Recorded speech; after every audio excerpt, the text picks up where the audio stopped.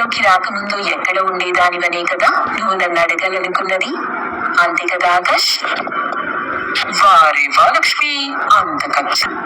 నీ స్నేహం నీ మనసుని పూర్తిగా అర్థం చేసుకునేలా చేసింది ఆకాష్.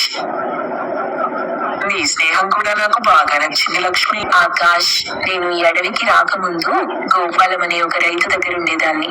ఆయన నన్ను తన కూతుర్లా చూసుకునేవాడు. నాకు స్నానం చేయించేవాడు. ఒక్క అరుపు అరిస్తే ఆకలవుతుందని అర్థం చేసుకుని పచ్చని గడ్డి వేసేవాడు. పులు అరిస్తే దాహం వేసి పెట్టకుండా రగ్గు కప్పేవాడు. వర్షానికి తడవకుండా ఉండేందుకు పెద్ద గొడుగు చేయించాడు. జ్వరం వచ్చినా కడుపు నొప్పి వచ్చినా డాక్టర్ని తీసుకొచ్చేవాడు.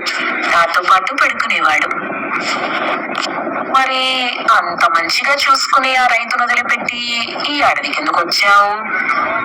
నేను రాలేదు ఆకాష్, ఆ తండ్రి తీసుకొచ్చి నన్ను ఈ అడవిలో వదిలిపెట్టి కన్నీళ్లు పెట్టుకుంటూ